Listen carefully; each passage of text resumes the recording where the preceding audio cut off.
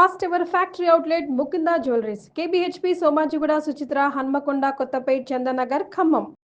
నమస్తే రమగారు. రమగారు, కొన్ని మనం తినే ఆహారంలో విరుద్ధ ఆహారాలు అని అంటారు. అంటే ఒకటి తిన్న తర్వాత ఇంకొక ఆహార పదార్థం తిన్నామనుకోండి, మనకు బాడీకి మంచిది కాదని, స్కిన్ ప్రాబ్లమ్స్ అని, హెల్త్ ఇష్యూస్ అని వస్తూ ఉంటాయి అంటారు. సో అలాంటివి ఏ ఉంటాయి? నిజంగా అది కరెక్టేనా? నిజంగా అది కరెక్టేనంటే ఆయుర్వేదం ప్రకారం కొన్ని ఆహార పదార్థాలు ఒకదానికొకటి విరుద్ధంగా పనిచేస్తాయి. కొంత జీవన శైలి కూడా ఒకదానికొకటి విరుద్ధంగా పనిచేసే జీవన శైలి ఉంటుంది. ఎలా ఇప్పుడు మనం ఆయాసంగా ఎక్కడి నుంచో బాగా పరిగెత్తుకొచ్చి హైరాణగా ఇంట్లోకి వచ్చేసాం అనుకో, పరిగెత్తుకుంటూ మంచినీళ్ళు తాగచ్చా? తాగకూడదు అంటారు. ఆయాసం తీరాక మంచినీళ్ళు తాగాలి. ఆ ఆయాసంలో మనకి నీళ్లు నీళ్లు నీళ్లు నీళ్లు అనిపిస్తుంది, కానీ తాగకూడదు. ఎందుకు? అంత ఆయాస పడుతున్నప్పుడు అట్లా గొంతు అవి ఆరిపోతున్న ఉండగా మంచినీళ్ళు కనుక తాగితే యాడ్వర్స్గా దాని రిజల్ట్ వస్తుంది. కాబట్టి మనం కొంచెం సెటిల్ డౌన్ అయ్యాక మంచినీళ్ళు తాగాలి, అంతే కదా. అన్నం తినంగానే పరిగెత్తకూడదు, అన్నం తినగానే పరిగెత్తకూడదు, అలసట పొందే పని చేయకూడదు. ఇది మనకు సాధారణ నియమం, ఎవరికైనా సరే. ఎవరైనా ఇందులో ఆయుర్వేదము, హోమియోపతి లేకపోతే అలోపతి తేడాలు ఏం లేవు. ఇది ఒక సహజమైన విషయం కదా. అట్లా ఇప్పుడు పదార్థాలు, చలవ చేసే పదార్థాలు తిన్న తర్వాత వేడి చేసే పదార్థాన్ని తినకూడదు. ఇది కామన్ రూల్ కనపడుతోంది కదా. చల్లగా ఉండే పదార్థం ఒకటి తిన్నాం, ఐస్ క్రీమ్ తిని కాఫీ టీ తాగుతామా మనం? తాగం కదా. చల్లగా అవుతుంది, ఆ చల్లగా అయిన తర్వాత వేడిది పోయకూడదు, కొంత గ్యాప్ ఇవ్వాలి. అలాంటి నియమమే ఇందులో కూడా ఆయుర్వేదంలో చెప్పబడింది.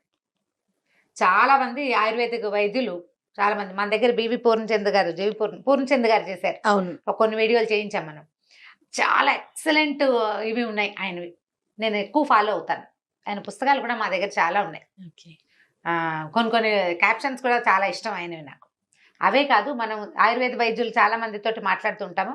వీళ్ళందరూ చెప్పేది ఏంటంటే, ఒక రకంగా పనిచేసే పదార్థం తిన్నప్పుడు దాన్ని విరుద్ధపరిచే ఇంకో పదార్థాన్ని తీసుకోకూడదు. రెండు వేరువేరు రకాలుగా శరీరం మీద తమ లక్షణాన్ని చూపించే పదార్థాలని కలిపి వండకూడదు,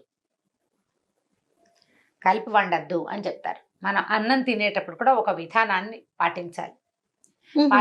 మన అన్నం తినేటప్పుడు కూడా మామూలుగా మనం ఏం చేస్తాము, అన్నం మొదలు పెట్టేటప్పుడు స్వీట్ తోటి మొదలు పెట్టకూడదు. అవునండి. ముందు కూర, తర్వాత పప్పు పచ్చడి, ఆ తర్వాత పులుసు కానీ చారు కానీ, తర్వాత పెరుగు. జనరల్గా మనం చిన్న ఆహారం సింపుల్ తిండి తినేటప్పుడు ఇలాగే చేస్తామా? ఇప్పుడు పాయసం చేసుకున్నాం అనుకో, ఏది పాలతో చేసిన పాయసం, పాలతో పరమాన్నం చేసుకుంటామా? పండగ రోజుల్లో పరమాన్నం చేసుకుంటాం, అన్నంతో పాటు వడ్డించుకుంటాం. ఆ వడ్డించేది అది ఎప్పుడు వడ్డించాలి? ఈ పప్పు కూర అయిన తర్వాత పాయసం లాస్ట్లో తినాలి. లాస్ట్లో తినకూడదు. పెరుగు తర్వాత పాయసం తినకూడదు. అసలు తినవలసింది ఎప్పుడు వడ్డించాలి? ఎవరైనా మీకు లాస్ట్లో తినే అలవాటు ఉంది మీకు, డెజర్ట్ లాగా భావించద్దు. పాలతో చేసిన పదార్థాన్ని ఆహారానికి మధ్యలోనే తినాలి. పప్పు పచ్చడి అయిన తర్వాత, పులుసుకి ముందు తీపి పదార్థాన్ని తినేసి, హల్వా చేసిన, పాయసం చేసిన, రవ కేసరి చేసిన వాటిని తిన్నాక అప్పుడు పులుసు, అప్పుడు పెరుగు తినాలి. ఎందుకో చెప్తాను నియమం. మనం పెరుగు అన్నం తిన్న తర్వాత, పెరుగు అన్నానికి పెరుగు పాలు ఒకదానికొకటి విరుద్ధం అవునా కాదా? పాలని పెరుగుగా మార్చడానికి మనం దేన్ని వాడతాం? తోడు వేస్తాం కదా, పెరుగే కదా. పెరుగు తర్వాతే కనుక మనం పాలతో చేసిన పదార్థాన్ని తింటే, ఇవి రెండూ కలిసి లోపల ఏదో ఒక చిన్న క్రియ జరగదా? జరగచ్చు కదా. అందుకని పెరుగు తర్వాత ఎప్పుడూ తినకూడదు. మనం భోజనాలన్నిట్లలో సాధారణంగా డిన్నర్కి వెళ్తే, ఎక్కడికైనా లంచ్కి వెళ్ళినా కూడా భోజనం కానీ పెరుగన్నం తిని చేయగడుకోవటము, ఐస్ క్రీమ్ కప్పు తీసుకోవటము సహజంగా చేసే పని. సహజంగా ఏమిటి, అవన్నీ మనకు అలవరిచేశారు దాన్ని. ఇప్పుడు కొన్ని సంవత్సరాలుగా ఐస్ క్రీము భోజనంలో పెట్టడము, ఈ పొట్టలోకి వెళ్ళిన పదార్థాలతో పాటు అది కూడా వేడి వేడి పప్పు సాంబారు వాటితో పాటు ఈ చల్లటి ఐస్ క్రీము, ఇవి రెండు ఎంత పరస్పర విరుద్ధమో. మీరు ఎక్కడికైనా భోజనాలకు వెళ్ళొచ్చాక మీకు ఈజీగా తేలిగ్గా ఉంటుందా? ఉండదండి. అరుగుదలకి రాదు, పిల్లలకి ఇండైజేషన్ వస్తుంది. ఎందుకని? దాన్ని మనం వేరే రకంగా భావిస్తాం. భోజనాలు అరగవని, లేకపోతే దిష్టి తగిలిందని, వాడిన నూనెలని బయటకు వెళ్ళి తింటే ఇదే వస్తుంది. మనం అన్ని విరుద్ధాహారాలే తింటున్నాము. అది పొరపాటు, అది చేయకూడదు. అసలు ఐస్ క్రీమ్ భోజనంలో పెట్టకూడదు. స్వీట్లు పెట్టచ్చు, లడ్డూలు, బాదుషాలు లాంటివి పెరుగన్నం తిన్న తర్వాత తినచ్చు. అది హెవీ అవుతుంది, కానీ లోపల ఏదైనా రియాక్షన్ జరిగే అవకాశం లేదు. అదేలేండి. ఇలా విరుద్ధమైన ఆహారాలు తింటే కనుక పొట్టలో ఒక రకమైన ఇది ఆమం అంటారు, దాన్ని ఆమవాతం అంటుంటారు, అవి తయారవుతాయని అంటారు. ఒక రకమైన యాసిడ్స్ అన్నమాట ఆమం అంటే, బహుశా అని అనుకుంటున్నాను నేను. ఆమము అని రాస్తారు చాలా చోట్ల. ఆమవాతం అనేది కూడా చూస్తుంటాం. పుల్లటి తేన్పులు వస్తాయి, పులి తేన్పులు వచ్చేస్తాయి. సాయంత్రం అయ్యేసరికి అదే రాత్రి 8 అయినా సరే మధ్యాహ్నం 3ంటికి తినదే గొంతులోకి వస్తూ ఉంటుంది. అవును, అవునండి. ఆ రావడానికి కారణం మనం స్వీట్ తింటమే. ఆ స్వీట్ ని మధ్యలో తినేసేయాలి. ఈ ఐస్ క్రీమ్ తినకూడదు. అలాగని భోజనం మధ్యలో ఐస్ క్రీమ్ తెచ్చుకు తిని తర్వాత పులుసన్నం కలుపుకుంటే మనం స్టూపిడ్ లా కనపడతాం చూసేవాళ్ళు. ఫన్నీగా కనిపిస్తాం. ఫన్నీగా కనిపిస్తాం. అసలు ఐస్ క్రీములు ఎత్తేయండి. నేనైతే తిన్ను జయ, ఎక్కడ లంచ్ లో డిన్నర్ లో ఐస్ క్రీములు తిన్ను. నాకు డైజెస్ట్ కాదు, నా సొంత ప్రాబ్లం అనమాట. ఐస్ క్రీమ్ తిన్నాను చచ్చాను అనమాట నేను. అప్పుడు నేను ఏ భోజనం చేయకపోతే ఒట్టి ఐస్ క్రీమ్ మాత్రమే తినాలి. అన్నం తిన్నాక ఐస్ క్రీమ్ తింటే సూట్ కాదు నాకు. చాలా సంవత్సరాలుగా నేను ఎప్పుడు తిన్నా. ఐస్ క్రీమ్ విడిగా తింటా, దాని ముందు వెనక ఏం ఉండకూడదు. అప్పుడు కూడా కొంచెం ఇబ్బందిగానే ఉంటుంది, కాకపోతే దాని మీద ఉన్న మోహంతో తినడమే, వ్యామోహం కొద్ది. ఇలా కలపకూడని పదార్థాలు సాధారణంగా మీరు సెర్చ్ చేయండి, ప్రతి వాళ్ళకి తెలుసు. అవునండి, నాన్ వెజ్ లో కూడా చాలా ఉన్నాయి. మినపప్పు పెరుగు కలపకూడదు అంటారు, పాలు మినుములు కలపకూడదు. రమ్మగారు ఆగు చెప్తా, నాకు తెలుసు నీ వెంటనే నీ వచ్చే ప్రశ్న ఏంటో. మనం పెరుగు గారెలు చేసుకుంటాం. పెరుగావడ పెరుగావడలు నీవు మామూలు గారెలు 10-15 తినేవాళ్ళు టిఫిన్ లాగా పెరుగు గారెలు 2 లేదా 3 తింటాం. అవును, ఇవి ఎక్కువ చెయ్యము, ఎక్కువ తినము, రుచికి మాత్రమే తింటాం. నీకు గారెలు 15 తిన్నా తేన్పులు రావు. పెరుగు గారెలు తిన్నవాడు ఎంత మంచి డైజెషన్ ఉన్నవాడికైనా తేన్పు వస్తుందా రాదా? నిజం చెప్పుకోండి మీకు మీరు. పెరుగావడ తిన్నవాడికి గొంతులోకి రాకుండా ఉండదు. మనం బఫేలకి లంచెలు గింజలకు వెళ్తే ఒక్కటి పెడతాడు ముద్దుగా, అంతే, ఒకటే. అది డైజెస్ట్ అవ్వదు 100%. మినుము పెరుగు కలపకూడదు. అది కూడా మనం రోజు వారం వారం చేసుకోం. అవును, వారం వారం గారెలు చేసుకునే వాళ్ళు కూడా 6 నెలలకు ఒకసారి పెరుగు గారె చేస్తారు. తక్కువ తింటాం, తక్కువ తినాలి, అది అరగదు, పొట్లోకి వెళ్ళాక తింతంగా ఉండదు. పాలు, పొట్లకాయ, సొరకాయ, బీరకాయ ఇవన్నీ పాలు పోసి వండుతారు. కొన్ని పొట్లకాయ, ఎగ్ లాంటివి కలిపి తినకూడదు అంటారు. తినకూడదు, అవి కలిపి. నాన్ వెజ్ తిన్నాక రమ్మగారు పెరుగు కానీ మజ్జిగ కానీ తీసుకోకూడదు. మరీ ముఖ్యంగా చేపలు తిన్నాక, ఫిష్ తిన్నాక తినకూడదు అని అంటారు. తినకూడదు అంటారంటే అవన్నీ కరెక్టే, పాతకాలం వాళ్ళకి బాగా తెలుసు, ఆయుర్వేద సూత్రాలు మనకు తెలియదు. కానీ ఈ విరుద్ధాహారాలు, కందిపప్పు, పప్పు అన్నం పెట్టాక పెరుగు అన్నం పెట్టచ్చు, అన్నంలో పాలు పోసి పెట్టకూడదు అంటారు. మామూలుగా చిన్నపిల్లలకి అన్నం పెట్టాం, పప్పు అన్నం పెట్టి పాలు అన్నం పెట్టకూడదు. పాలన్నం అవి కలిపి పెట్టేటప్పుడు పాలు అన్నం కలిపి పెడతామా, అందులో పంచదార, బెల్లం లాంటివి వేస్తే డైజెషన్ పాడవుతుంది. అన్నం మెత్తగా కలిపి, ఎందుకు ఏం వేయకర్ల, అన్నం మెత్తగా కలిపి పాలు పోస్తే పాలు కలిసిన అన్నమే రుచి. మేమైతే బెల్లం వేసుకుని తింటాం జయ. పాలన్నంలో బెల్లం వేసుకోవటం మాకు చాలా పాతలు. డెలివరీ అయ్యాక పెరుగు పోయారు కదా, మజ్జిగ పోయారు వాతం అని, పాలు పోస్తారా, పాలు బెల్లం కానీ తినకూడదండి. తినకూడదు, అది డైజెషన్ అవ్వదు, డైజెస్ట్ అవ్వదంటారు. డైజెస్ట్ అవ్వదు అసలు. అమిబియాసిస్ లాంటి లక్షణం ఉంటే పొట్టలో బయటకు వచ్చేస్తాయి. పాలు బెల్లం తినేసరికి అలా 4-5 రోజులు తినేసరికి వచ్చేస్తుంది, డైజెషన్ అవ్వదు. ఈ డైజెస్ట్ కాని పదార్థాలను కలపకూడదు. చాలా మంది ఇడ్లీలో పాలు పోసి కలిపి పెడతారు. అవునండి, అసలు మినుము పాలు కలపనేకూడదు, మినుము పెరుగు కలపకూడదు చెప్తున్నాం క్లియర్గా. మరి ఇడ్లీలో పాలు పోయటం ఎందుకు? కాస్త చారు చుక్క పోయొచ్చు కావాలంటే. కొంచెం రసం చేస్తామా, రసం పోస్తే కాస్త పలుచగా అవుతుంది. అసలు ఇడ్లీ కొంచెం చక్కగా మెత్తగా పల్చటి ఇడ్లీలు పెట్టండి, దిబ్బ ఇడ్లీలు పెట్టకుండా. వేస్తామా ప్లేట్లో, వేసేటప్పుడు ఎత్తుగా రానివద్దు, పల్చగా చేయండి. ఇడ్లీ పల్చగా వస్తుంది, మెత్తగా ఉంటుంది. కొంచెం నెయ్యి అద్ది పెట్టచ్చు. ఇడ్లీ నెయ్యి మంచి కాంబినేషన్. కానీ మనకు తెలియకుండానే చాలా తప్పులు. అంటే ఇప్పుడు మీరు అన్నట్లుగా ఇడ్లీ పాలు పెట్టేస్తూ ఉంటాం, అంతే పెట్టేస్తాం. చాలా మంది బిస్కెట్లలో పాలు పోసి కలిపేసి పెట్టేస్తారు. అవునండి, అవును. అసలు ఎందుకు? ఇంకే పదార్థం దొరకదా మనకి? అసలు బిస్కెట్లే పెట్టకూడని పదార్థం, దాంట్లో మళ్ళీ పాలు కూడా పోస్తాం. ఆలోచించి పెట్టాలి. పప్పులు పాలు కలపకూడదు.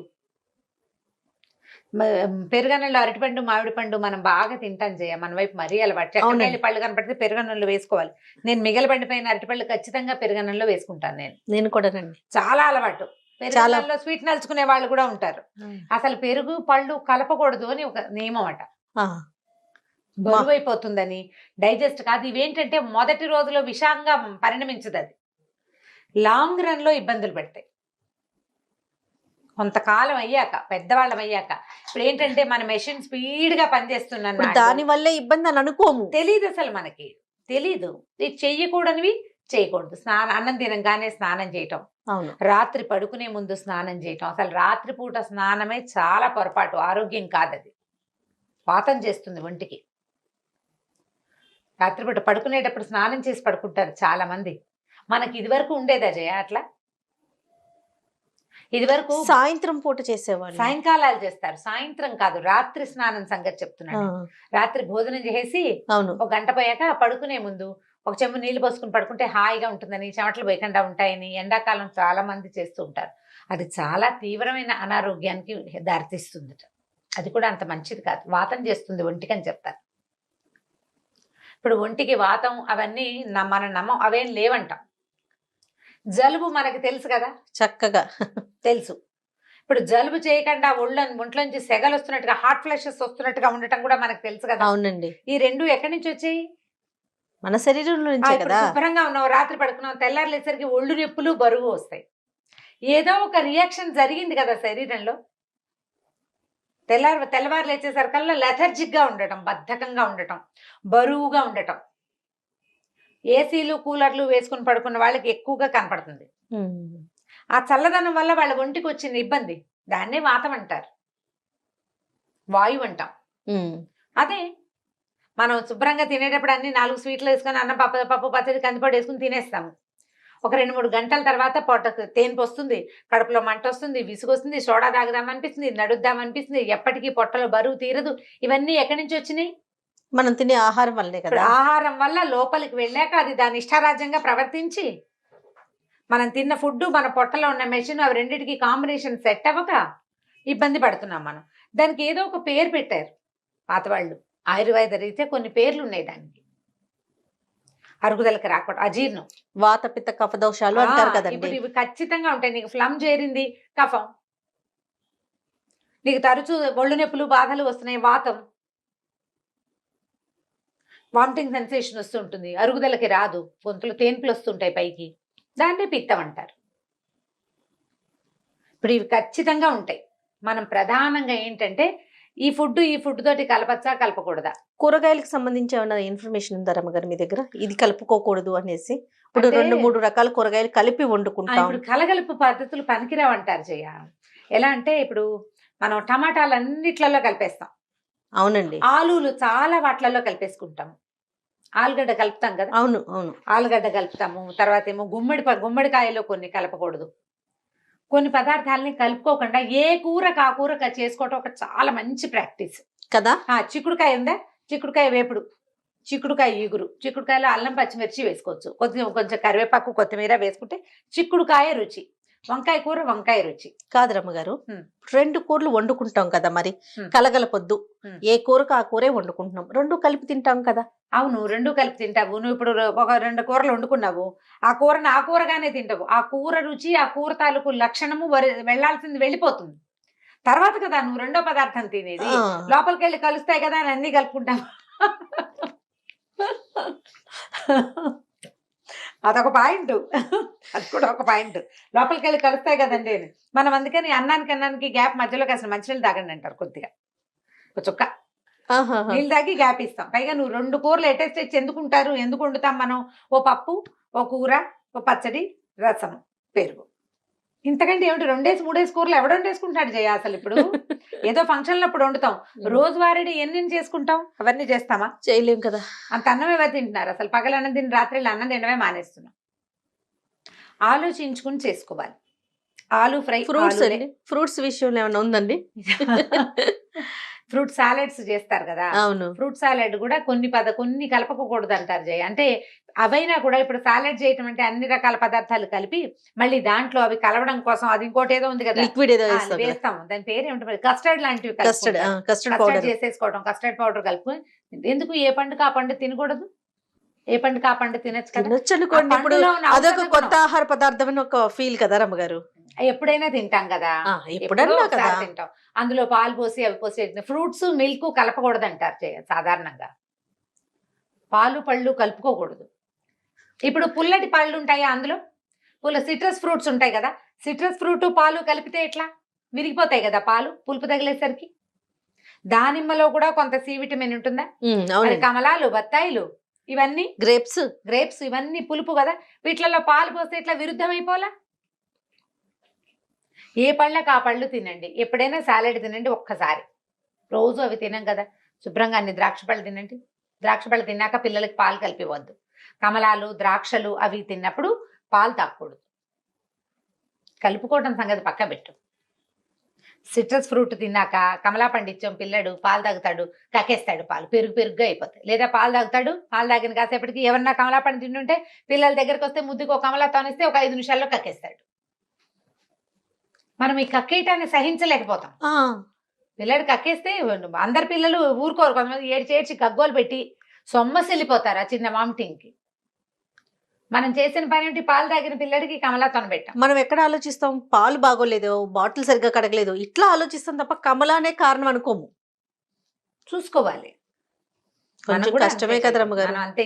ఇంకొకటి ఉంది చెప్తానండి నీకు, చాలా ఇంపార్టెంట్ మ్యాటర్. పొద్దున్నే ఇడ్లీ దోశ ఏదో చట్నీ తింటామా, ఇడ్లీ సాంబార్ తినేస్తాం, దాని తర్వాత కాఫీ తాగకూడదు. Idli sambar with coffee. కానీ జయ నాకు ఎప్పుడు మేము ఎక్కడికైనా ఊరు వెళ్ళినప్పుడు జనరల్గా ఇక్కడ బయట టిఫిన్లకు వెళ్ళే అలవాటు లేదు మాకు. సంవత్సరంలో ఒకసారి లేదా 2 ఏళ్ళకు ఒకసారి బయటికి వెళ్ళేది మేము ఊళ్ళో ఉంటే. బయటికి వెళ్ళినప్పుడు ఏదైనా ఊరు వెళ్ళినప్పుడు టిఫిన్ తినాక కాఫీ తాగితే ఒక 3-4 గంటల పాటు మళ్ళీ భోజనం చేసాక తిక్కగానే ఉండేది. నాకు ఆకలి అనిపించదండి. ఆకలికి అది ఏమిటో తిక్క విసుగు, అది ఏమిటో తెలీదు. తర్వాత నేను ఒకసారి ఒక ఆర్టికల్ తెలుసుకుని చదువుకున్నాను. చదివాక నాకు అర్థమైపోయింది అనమాట, ఓహో నేను ఈ పొరపాటు చేస్తున్నాను. నేను కాఫీ ఎత్తేసాం లిస్ట్లో ఇచ్చి. టిఫిన్ తింటే ఓన్లీ టిఫినే తిను, కాఫీ తాకు. టిఫిన్ తిన్న వెంటనే కాఫీ టీ ఏదైనా తాగుతారు జనరల్ గా. రమ్మగారు మీకు తెలుసా, బిర్యానీ తిన్నాక టీ తాగుతారండి చాలా మంది, ఎందుకంటే తొందరగా అరుగుదలకు వస్తుంది అని. మరి అది నిజమో కాదో తెలీదు. బిర్యానీ సంగతి నేను చెప్పను, కానీ పెరుగన్నం తిన్నాక టీ తాగటం మాత్రం చాలా పొరపాటు. బిర్యానీ సంగతి చెప్పరా? బిర్యానీ సంగతి నాకు తెలీదు. బిర్యానీలో కూడా పెరుగు వేసుకుంటాం కదా, పెరుగు వేసుకుని నలుచుకుని తింటారు కదా, రైతాలు వేసుకుంటారు. అవునండి. వీటి తర్వాత టీలు అవి తాగకూడదు. ఘనాహారాన్ని తీసుకున్న తర్వాత వేడి ద్రవ పదార్థాలను తీసుకోకూడదు. అది కూడా పచనం చేయబడింది. మంచి నీళ్ళు తాగండి, వేడి నీళ్లు చాలా మంచిది. భోజనం తర్వాత కాసిన ఒక హాఫ్ అన్ అవర్ గ్యాప్ ఇచ్చి నిమ్మరసం కలిపిన వేడి నీళ్లు తీసుకోండి, ద బెస్ట్. మీరు హెవీగా భోజనం చేసినప్పుడు ద బెస్ట్. వేడి గోరువెచ్చటి నీళ్ళు తీసుకోండి, ఆరోగ్యానికి మంచిది. ఐస్ క్రీమ్ అన్నం తిన్న తర్వాత తినద్దు. భోజనం తర్వాత డెజర్ట్ తినాలి అంటే లడ్డూలు అలాంటివి తీసుకోవచ్చు, స్వీట్. పాయసం కానీ ఐస్ క్రీమ్ కానీ అంత మంచిది కాదు భోజనం తర్వాత. ఈ మొదటి రోజున తినగానే నాకేం లేదండి మేము శుభ్రంగా తింటాం, మేము ఎన్నేళ్ళ నుంచో తింటున్నామని చెప్తారు ఖచ్చితంగా. అవునండి. అవును. ఇప్పుడు మనం డాక్టర్ గారితో మాట్లాడినప్పుడు కృష్ణ కిరణ్ గారు మనకు అలాగే చెప్పారు, ఇప్పుడేం ఉండదు, ఇప్పుడు బాగానే ఉంటావు నువ్వు. దీని తాలూకు ఎఫెక్ట్ నువ్వు లోపల నీ మెషిన్ ని నువ్వు పాడు చేసింది, చిన్నగా చేసింది నీ ఆఫ్టర్ 45 ఆ వ్యవహారం బయటపడుతుంది. నువ్వు చిన్నప్పుడు చేసిన దానివల్ల ఇది వచ్చిందని నీకు తెలియదు. నేను చిన్నప్పుడు ఇలా చేసా అందుకు నాకు ఇలా వచ్చింది కాబట్టి మీరు ఇలా చేయకండి అని మీరు పిల్లలు కూడా చెప్పలేకపోతారు, మీకే తెలియదు. మీరు ఈ గుర్తించలేకపోతాం. ఇది చెయ్యకూడదు అన్నప్పుడు చేయడం మానేయాలి. వాడెవడో చేశాడు వాడికి ఏం కాలేదు నాకు అవుతుందా అలాంటి ప్రశ్నలు వేయకూడదు. చేయకూడదు అంటే చేయకూడదు అంతే. ఇప్పుడు మనం ఏదో కొంచెం వేగ్గా చాలా కొన్ని విషయాలు. అవునవునండి. ముందు ప్రధానమైంది పరస్పర విరుద్ధ ఆహారాలు ఏమిటి అనేది ఆన్ యువర్ ఓన్ బ్రౌజ్ చేసి చూసుకోండి.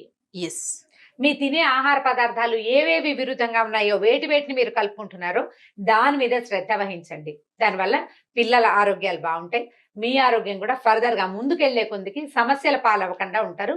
ఇవాళ రేపు పేరు చెప్పలేని, దేని వల్ల వచ్చిందో తెలియని, ఏ రకంగా క్యూర్ అవుతుందో అర్థం కాని ఆటో ఇమ్యూన్ డిసీజెస్ విపరీతంగా ఉన్నాయి. అవునండి. వాటికి పేర్లు లేవు, అన్నిటికీ ఆటో ఇమ్యూన్ అంటారు. వాటిలలో చాలా వాటికి కారణం మన తాలూకు ఈ లైఫ్ స్టైల్ ప్రాబ్లమ్సే. మన లివింగ్ లో మనం అలవర్చుకున్నవి. అందరూ పెడుతున్నారు మనము పెడతాం, అందరూ తింటున్నారు మనము తింటుంటాం. దానిని మార్చుకోండి, దానికోసం ప్రయత్నం చేయండి కనీసం. ముందు నాలెడ్జ్ పెంచుకోవాలి. రైట్ రమ్మ గారు, నమస్తే. నమస్తే జయ. ఈ వీడియో కనుక మీకు నచ్చినట్లయితే లైక్ చేయండి, షేర్ చేయండి. మరిన్ని వీడియోస్ కోసం మా ఛానల్ని సబ్స్క్రైబ్ చేసుకోండి.